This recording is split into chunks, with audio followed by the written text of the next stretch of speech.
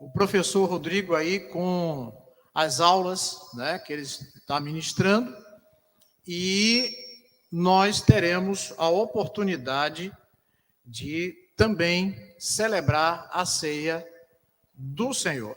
Então, você é convidado para celebrar conosco aqui. Já disse que nós estamos pensando aí com a irmã Vanusa, e ela vai estar convocando aí também outras irmãs.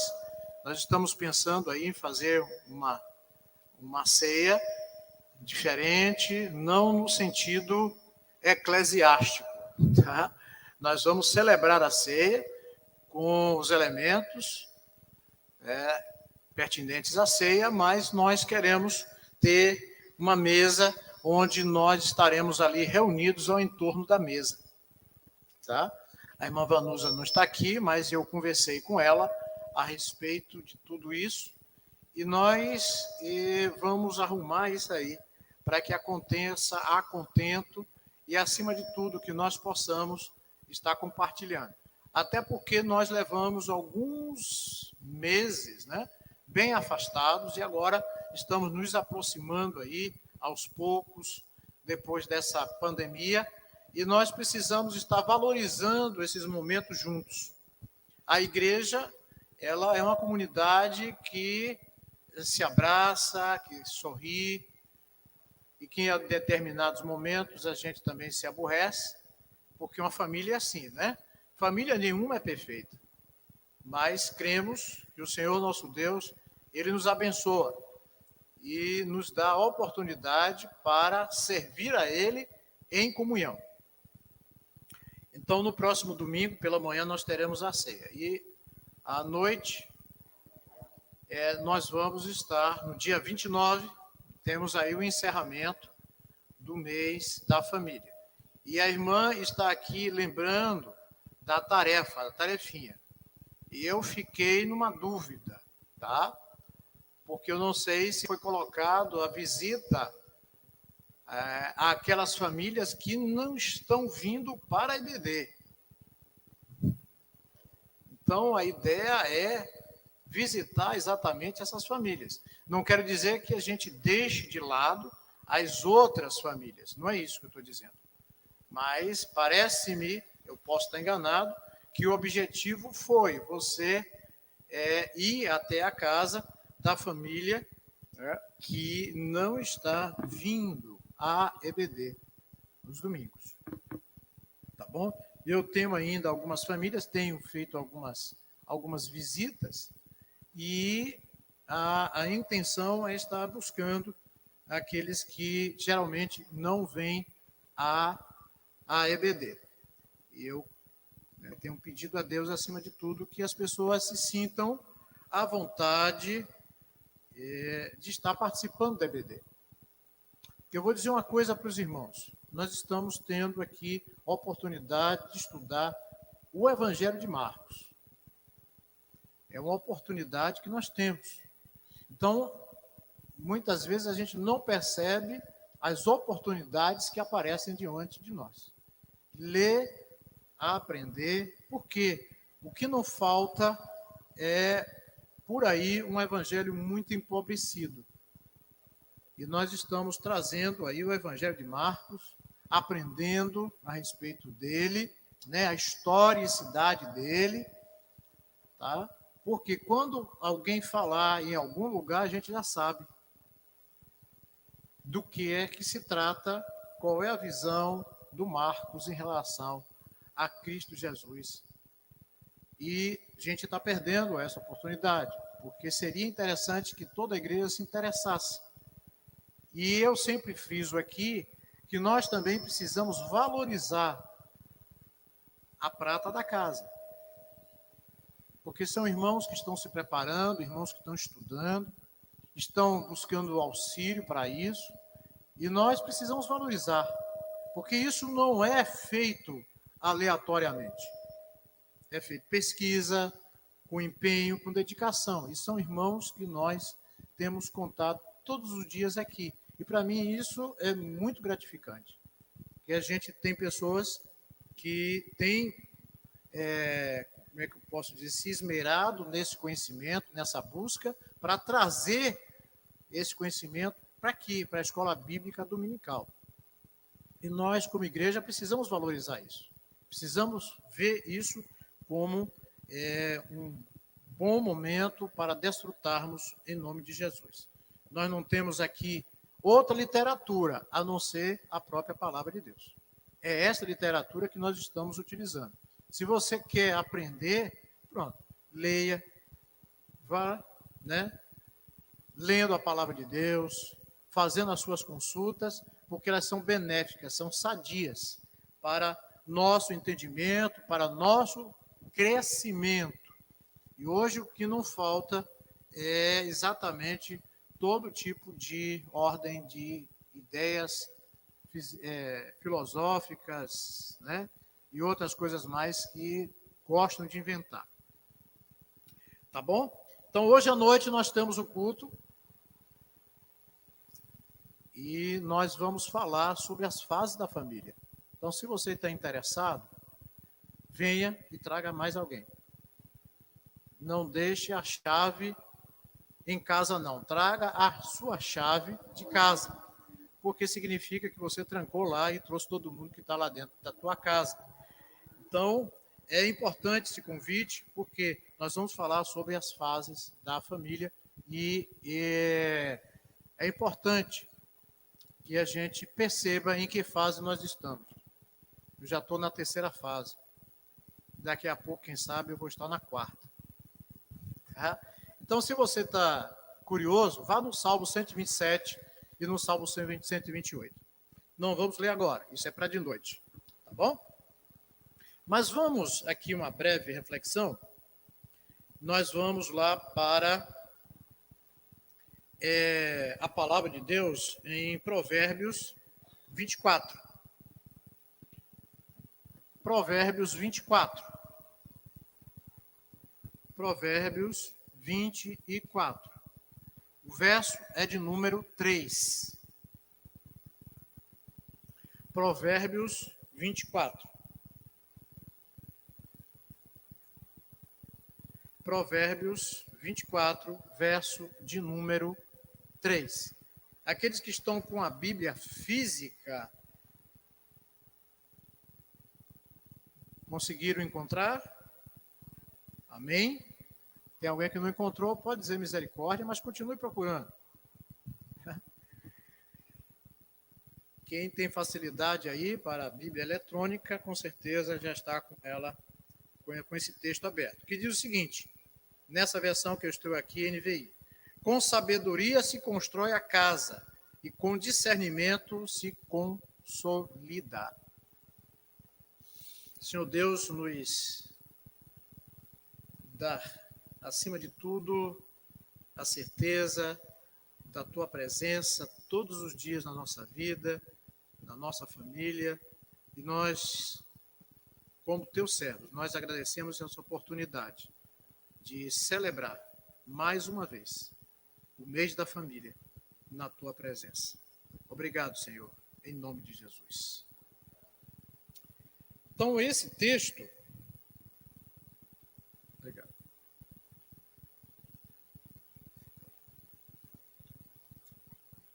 Esse texto, ele traz aqui, algo que eu gostaria de destacar. Se vocês, quando leram o texto aí, não sei se saltaram aos olhos de vocês 2 palavras: sabedoria e inteligência. E outras versões aí, não sei, que tem uma outra conotação. Mas eu quero destacar aqui 2 palavras: sabedoria e inteligência. Por que isso? Porque nós sabemos que a maioria dos problemas que nós temos na sociedade, ela é fruto exatamente de uma família desestruturada. Problemas que surgem na família. Problemas que se multiplicam e aí vão tomando cada vez mais forma, e aí chega ao ponto da sociedade sofrer muito, porque a família está doente. E como a família é uma célula, nós sabemos que quando, né, o inimigo das células vem, ele quer atacar exatamente o núcleo dela. Ele quer destruir. E o inimigo é assim.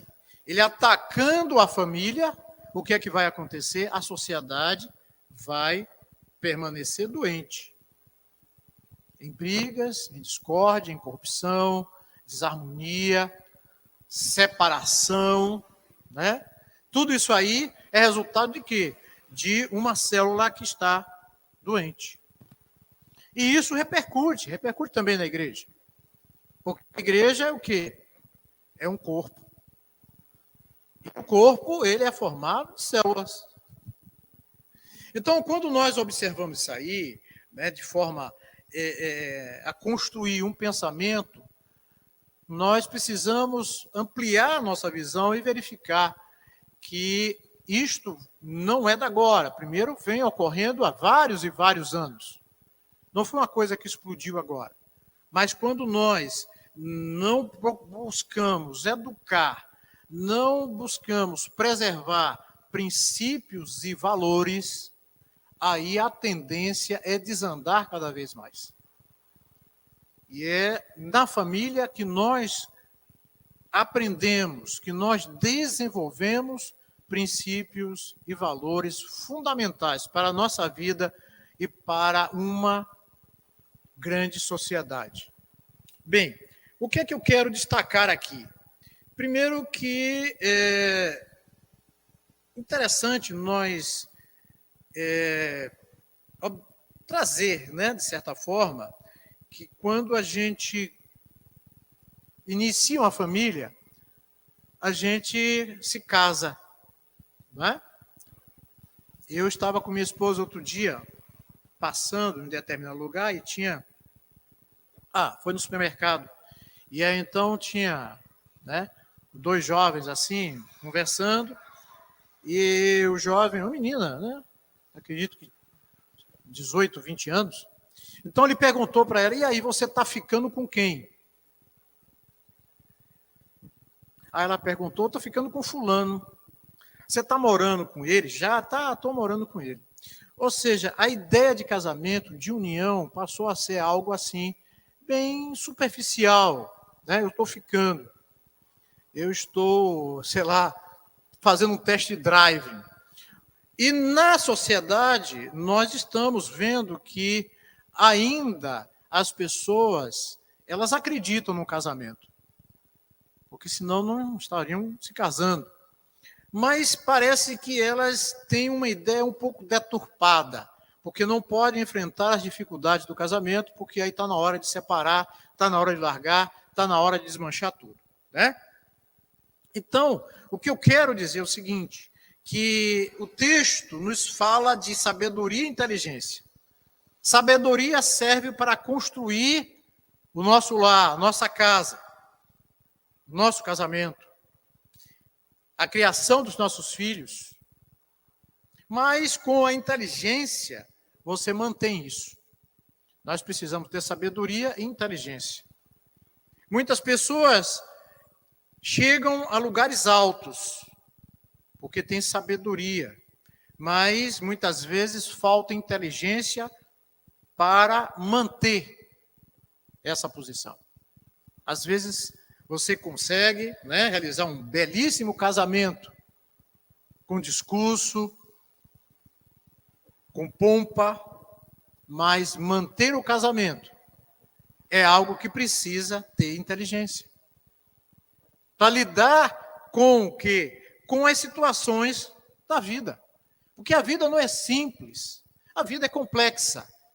Por quê? Primeiro começa pelo fato de você unir duas pessoas de temperamento diferente, de cultura diferente, de família diferente, de ideias completamente diferentes. E que você começa a conviver com essa pessoa 24 horas. Na tristeza, na alegria, em situações financeiras não muito boas, e você começa a ter dificuldades. Então, e começa Com certeza, começa muitas vezes a tomar decisões erradas. E essas decisões erradas, elas precisam ter muito cuidado com elas, precisa ter sabedoria e inteligência. A primeira coisa que eu observo aqui é que vem momentos de instabilidade na família. E que momentos são esses? Que em momentos, por exemplo, tem níveis, né, podemos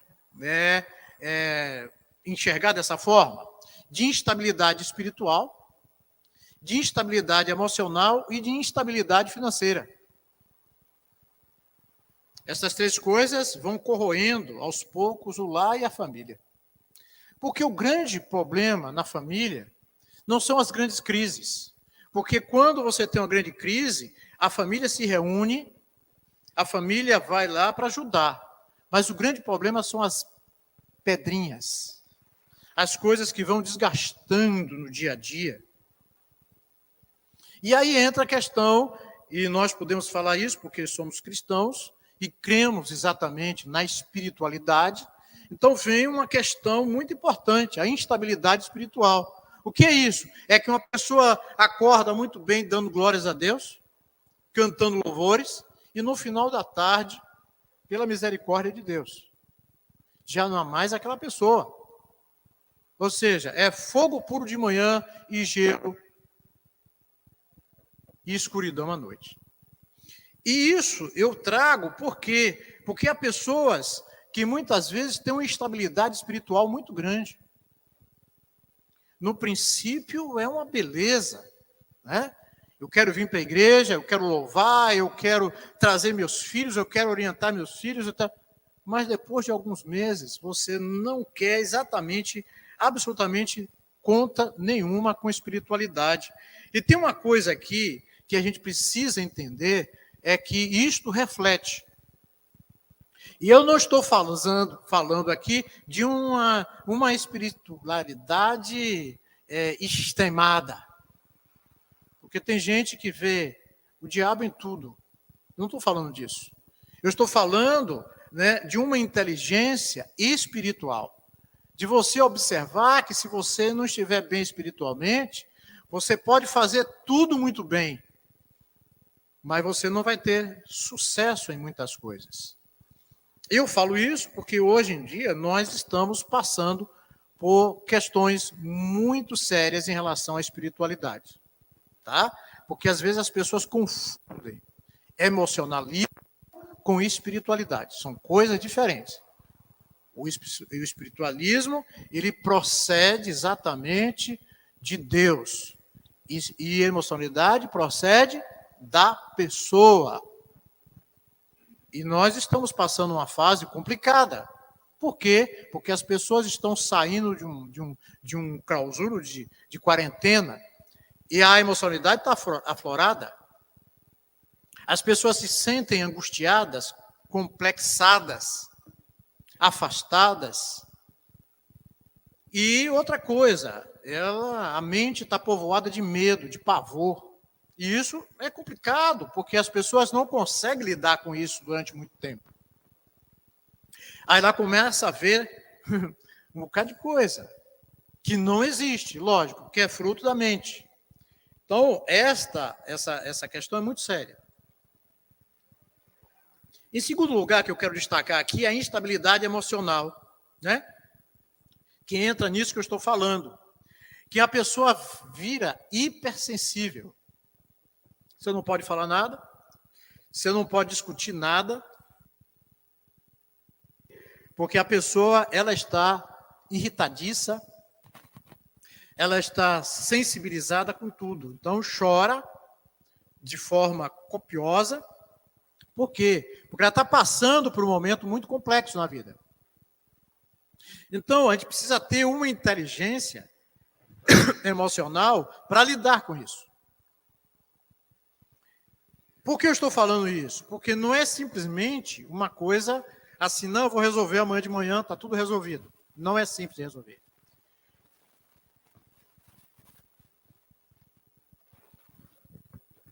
Por que não é simples de resolver? Porque isso mexe com muita coisa interior. mexe com uma história, precisa de compreensão, precisa de paciência, precisa, acima de tudo, de que você entenda que, por ser diferente, as pessoas, elas veem coisas de forma diferente. Não é a mesma visão que todos têm. E uma coisa simples pode se tornar o quê? Um bicho de 7 cabeças. E aí vem essas coisas, essa hipersensibilidade. E aí vem uma outra coisa interessante, que é a inteligência financeira. Segundo pesquisas, é o terceiro motivo. É o terceiro motivo de divórcio. Por quê? Porque aí acontece que muitos casamentos acabam porque a situação financeira não consegue estabilizar e aí você começa a ter problemas seríssimos de relacionamento com a pessoa. E eu digo para vocês aqui, eu estou falando aqui, fazendo esta colocação, porque eu quero chamar a atenção sobre a instabilidade financeira. O que é isso? É que uma pessoa hoje tem, o desejo de ir almoçar hoje, não sei, no melhor restaurante. Aí vai. Hoje você quer comprar o melhor celular, aí compra. E dá de presente o melhor celular. Mas amanhã você já não consegue mais ir para o restaurante, você não consegue ir mais comprar aquele celular, você não consegue mais comprar aquela roupa de grife para atender o quê? A necessidade dos seus filhos, a necessidade da sua esposa. Então o pessoal fica assim, meu Deus do céu, ontem estava tudo bem, hoje não tem nenhum ovo para eu cozinhar.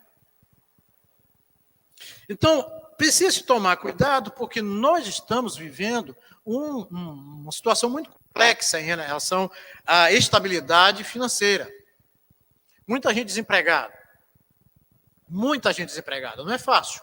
Então, lidar com essa situação, precisa ter inteligência. Para ver, que, poxa vida, se é algo que a gente pode resolver, a gente corre atrás e resolve. Mas tem coisas que a gente não consegue resolver. E a gente precisa ver isso, enxergar isso. Tem pessoas que são extremamente irracionais em relação às finanças. É de gastar tudo. Vamos gastar agora, e pronto, gastou. E não se preocupa com o dia de amanhã. Né? Aí, quando o dia de amanhã, aí você aperta tudo de uma vez por todas, né? Aperta ali e estrangula tudo. Você não conseguiu, no tempo da fartura, você administrar aquilo que você tem. E aí o que vai acontecer, quando chegar no momento que vai começar a faltar, você também não tem inteligência para administrar o pouco que chega na sua mão.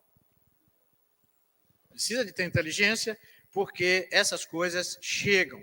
E aí tem muitas famílias desequilibradas financeiramente.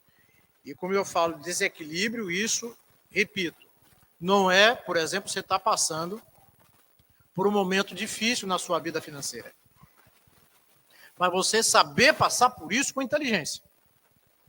Saber lidar com isso, acima de tudo, com responsabilidade. Então, essa questão, eu posso falar porque já passei na minha vida um momento muito difícil financeiramente.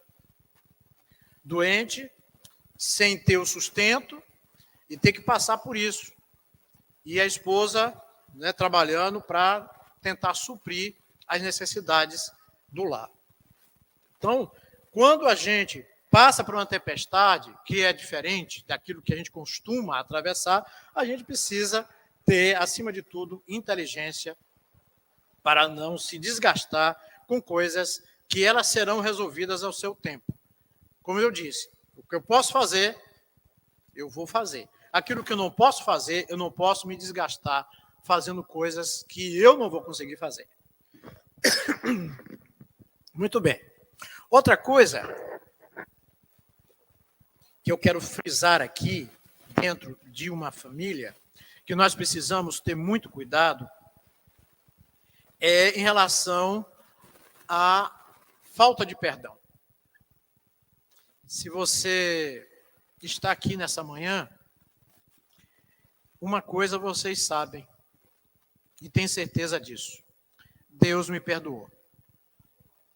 Então, quando a gente entende isso, se Deus me perdoou, eu preciso ter uma proposta de perdão para o meu irmão, para a minha esposa, para a minha família. Porque isto é ensinado. Eu perdoei. E as nossas decisões, muitas vezes, elas vêm e afetam o nosso relacionamento. E nossas falas também, né? Então, as nossas decisões podem trazer traumas. Quantas decisões você já tomou que você parou depois assim, poxa vida, né? Eu deveria ter pensado mais. Eu deveria ter um pouco mais de paciência. Então eu poderia ter insistido mais. Mas não fez, e aí então trouxe algumas consequências. E o perdão é necessário porque nós vivemos diante de uma terra que parece que as pessoas esqueceram de perdoar.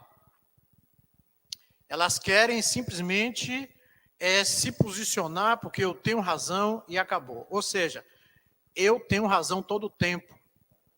Quantas vezes a gente perde a razão? E por orgulho, a gente não abre mão de dizer, eu errei, me perdoe. Eu deveria ter pensado mais. Eu poderia ter feito diferente. Mas devido ao orgulho, em nosso coração, a gente não procura buscar o perdão, mas sim subir, né, no orgulho e ficar lá mantendo o nosso discurso. E isso é preocupante. Então, nós precisamos ter inteligência de lembrar disso. De que, muitas vezes, a gente está impedindo que aconteça um futuro melhor por falta de inteligência, né, da nossa parte em tratar com algumas coisas. Tratar com nossa esposa, tratar com nossos filhos. E nós não sabemos o dia de amanhã. Hoje está muito bem, né? Quem sabe, para alguns. E a gente diz, eu não preciso de nada. Mas amanhã, quem sabe, eu estarei precisando. E aí, então, algumas pessoas são orgulhosas demais para pedir ajuda. E aí é que é o grande problema. Porque você vai viver eternamente sustentado por um orgulho que não tem nenhum futuro. E isso chama atenção, meus irmãos, porque isso também tem impedido muito, né, o caminhar das famílias. E o último ponto que eu quero destacar aqui nós, como família, nós precisamos lembrar de coisas importantíssimas. E eu quero dizer aqui que nós não podemos esquecer dos princípios e dos valores. Princípios e valores. Princípios e valores são inegociáveis. E hoje estamos numa sociedade que tem mudado, tem coisificado. Não existe valor nisso, tem preço. Porque as pessoas veem preço em tudo. E estava nesse instante conversando ali com a irmã, e ela me disse, olha, é triste para mim porque as pessoas estão entendendo a medicina de uma forma completamente diferente. É como se as pessoas fossem lá e aquelas pessoas fossem coisas. E aquelas coisas, elas serão tratadas de bem ou mal se elas puderem me dar retorno financeiro. Então, se pode dar retorno, eu trato bem. Se não pode dar retorno, é uma coisa que eu posso descartar. É uma coisa que eu não posso perder muito tempo com isso. Então, Princípios e valores são fundamentais numa família, numa sociedade, numa igreja. Então, por quê? Primeiro, nós precisamos ver em que as decisões que nós estamos tomando é baseado em princípios e valores. Nós precisamos pensar a respeito disso. Então, é um pensamento inteligente. A fé, né, que nós temos diz exatamente que nós estamos indo para o céu. Se você crê em Cristo, diz o seguinte: nosso destino é a eternidade. Se cremos em Cristo, não é isso? Cristo ressuscitou, nós ressuscitaremos também. Então, essa é a nossa fé. Cremos nisso, professamos a nossa fé. Então, nós precisamos também lembrar dos princípios e dos valores, porque isso nos leva a algum lugar. Para algum lugar, isso vai nos levar. De bom ou de ruim. Outra coisa, em relação às nossas conexões. Que isso? Quando eu me conecto com pessoas boas e sérias, estamos selando um futuro bom. Da mesma forma, nós podemos fazer o contrário. As nossas conexões são com pessoas que não são boas, são pessoas que não são sérias. Então, provavelmente, vamos ter problema. Então, isso é fundamental. E quando nós proferimos palavras em momento de insensatez, somos insensatos, é uma pedrada na cabeça daquelas pessoas que muitas vezes estão ali aguardando de nós uma postura de respeito, de ética, de ponderação, de equilíbrio, de sabedoria, e às vezes não vem.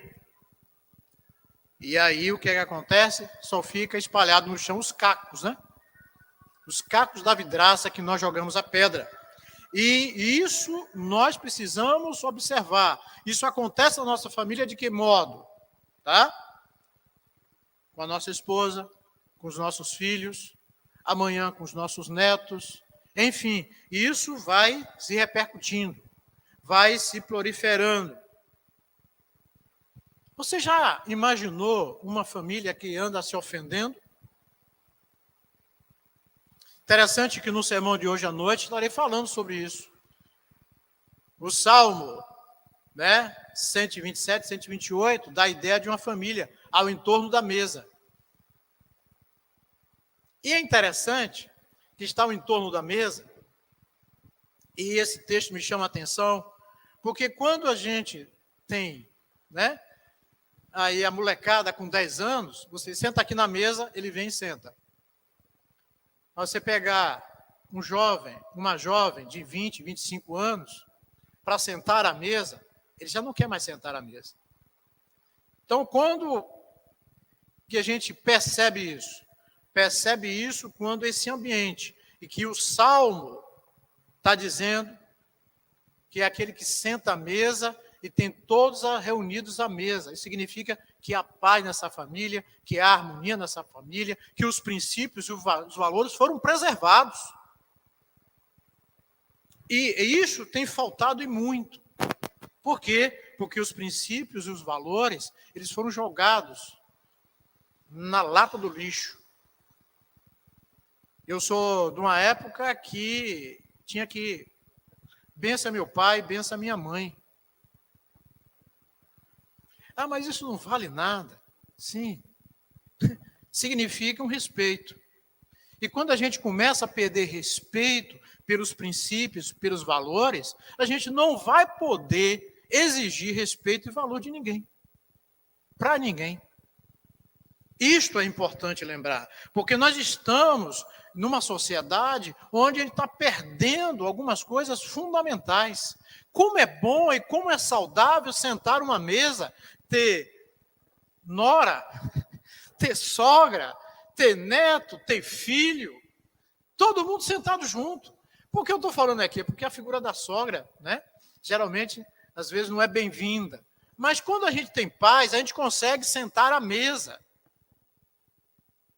com inteligência, com noção, com razão, acima de tudo, preservando os bons costumes e os valores. E o que eu chamo a atenção aqui é que muitas vezes as famílias não querem se abençoar.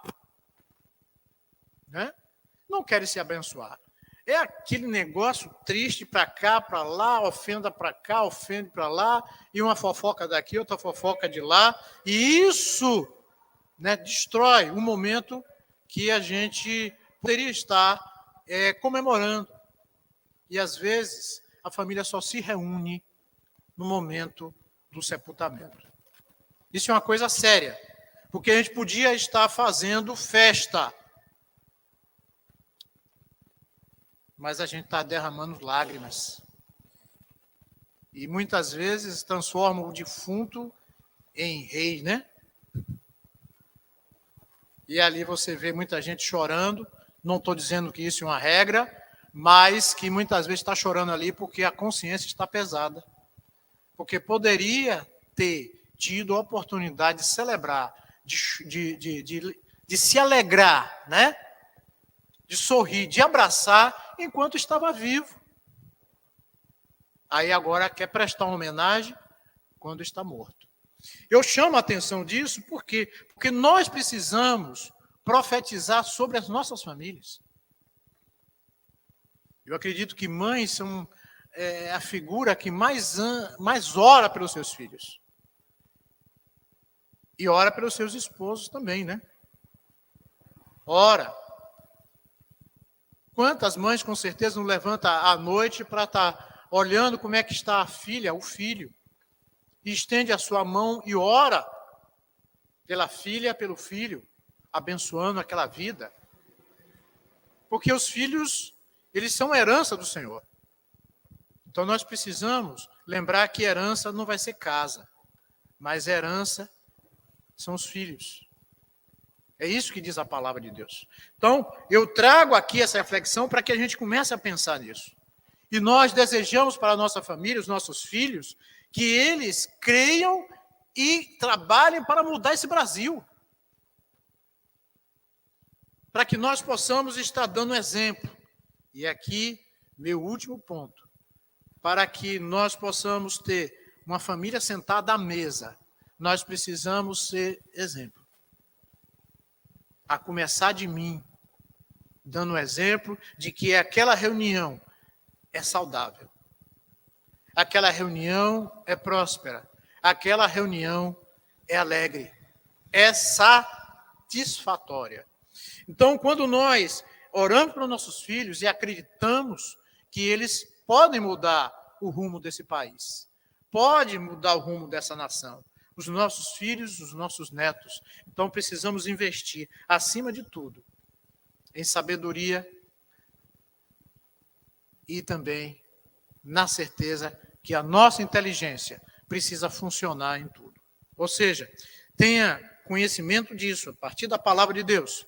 Utilizar a sua inteligência emocional para controlar você. Não controlar os outros, mas controlar você. Use também a inteligência financeira, porque estamos passando por dias difíceis. Então, precisamos ser controlados. Não é suvina, mas precisamos controlar o pouco que chega às nossas mãos. E você não pode se descuidar do equilíbrio espiritual. Eu estou falando equilíbrio. Não é a pessoa que um dia é céu e no outro dia é inferno. Não, é equilíbrio espiritual. Para que tudo aquilo que o Senhor prometeu se cumpra em nós e na nossa família, em nome de Jesus. Amém? Vamos orar ao nosso Deus.